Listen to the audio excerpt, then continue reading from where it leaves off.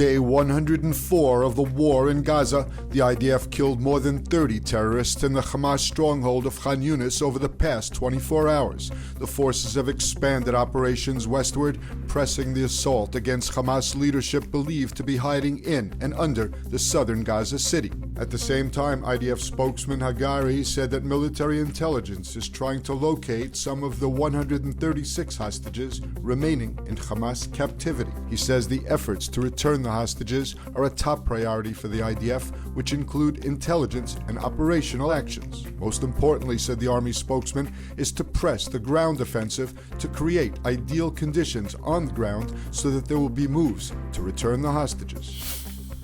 U.S. Secretary of State Blinken says that Israel would not get genuine security without there being a pathway to a Palestinian state. Speaking at the World Economic Forum in Davos, Blinken said that if Israel can be brought into the fold of the Middle East, the region would be coming together to isolate Iran, as well as its proxies, including Hezbollah in Lebanon and Yemen's Houthi rebels, who have been attacking commercial ships in the Red Sea.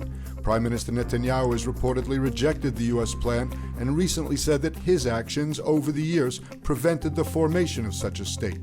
Blinken said Israelis would need to decide on its leadership and its direction and called on the Jewish state to seize the opportunity in what he called an inflection point for the Middle East that requires hard decisions. The U.S. has officially redesignated Yemen's Houthi rebels as a terrorist organization. The move partially restores sanctions Washington lifted 3 years ago on the Iran-backed group, whose repeated attacks in the Red Sea since Hamas's October 7th terror onslaught have significantly disrupted shipping in the key maritime corridor. In 2021, Biden removed both labels, which had been applied by his predecessor, Donald Trump, during his final days in office. Meanwhile, Iran's foreign minister said that attacks against Israel and its interests by the so-called Axis of Resistance would stop if the war against the Hamas terror group in Gaza ends. If not, warned the Iranians, the conflict could heighten tensions across the Middle East.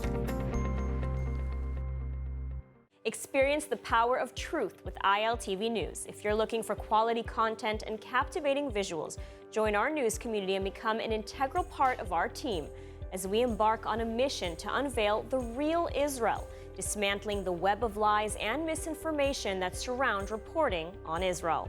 By subscribing to ILTV News, you will not only have access to the latest updates, but you will also amplify our message, creating a ripple effect that carries the truth far and wide. Subscribe today and help reshape the narrative. Available on the web, Android, and Apple.